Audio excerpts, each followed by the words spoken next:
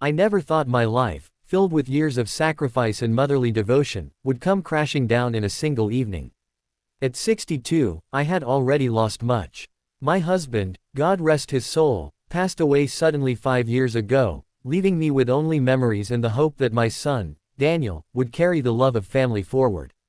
I gave everything for him, worked double shifts, sold jewelry, even skipped meals when times were tough, just so he could go to college, get a good job, and live a better life than I did. When Daniel met Claire, I was overjoyed at first. She was educated, elegant, and came from a family far wealthier than ours. Daniel was smitten, and I tried my best to embrace her as a daughter.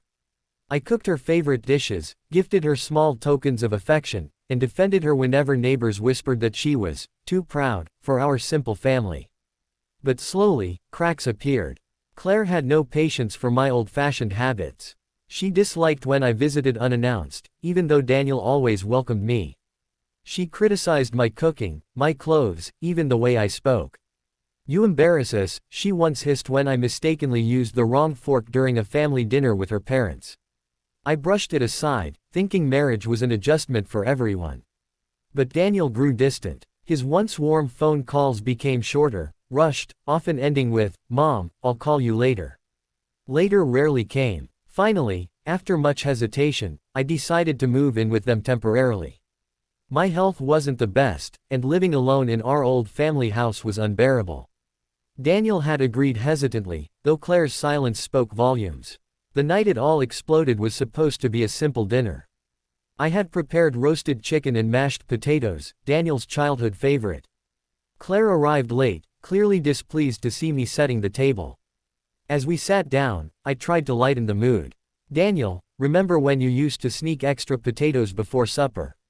I laughed softly. He smiled faintly, but Claire rolled her eyes. Halfway through the meal, she suddenly put down her fork. "This isn't working," she said sharply. Daniel froze. "What do you mean?" "I mean your mother living here. It's suffocating. She doesn't belong in our home." I gasped quietly. "Claire, this is only until I get better.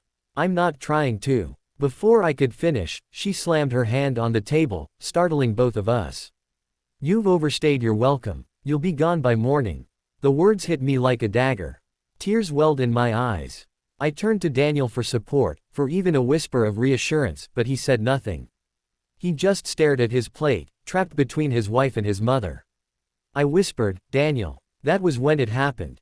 Claire leaned across the table and slapped me. The sting on my cheek was nothing compared to the shattering pain in my heart. I looked at my son again. But Daniel still didn't speak.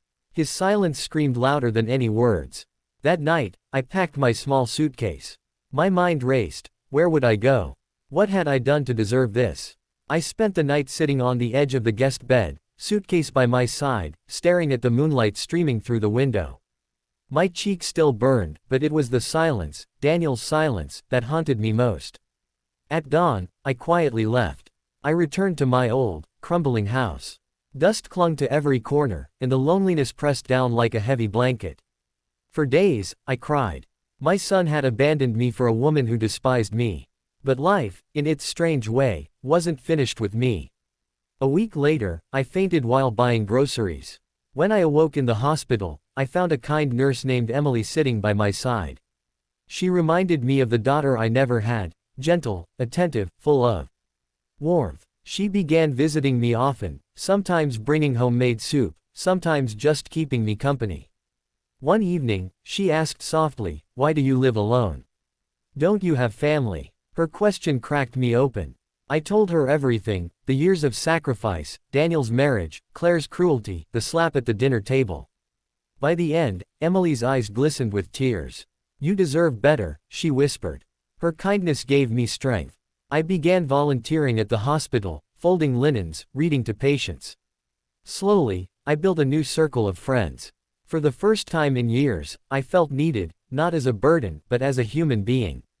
Then, one rainy evening, Daniel appeared at my door. He looked exhausted, his clothes damp, his eyes swollen. "Mom," he said hoarsely. "Claire left me. She said she never wanted a family with me. She took the car, the savings, everything. I'm so sorry." Tears spilled down his cheeks as he collapsed into my arms like the little boy I once held through nightmares. For a moment, bitterness rose in me. He had stood silent when I needed him most. But as I held him, my heart softened. A mother's love, though wounded, never truly dies. Daniel, I whispered, stroking his hair, you always have a home with me. From that day, life slowly healed. Daniel rebuilt himself, this time humbler, wiser. Emily, the nurse, became a frequent guest at our dinners, her laughter filling the once empty house. Eventually, she and Daniel grew close. Years later, as I sat at a table surrounded by love, I realized something: sometimes pain is the path to blessings. That slap at the dinner table had broken me, but it had also freed me from illusions. It led me to discover who truly valued me. And as Emily passed me the potatoes with a smile, Daniel reached across the table, taking my hand firmly in his. This time, there was no silence.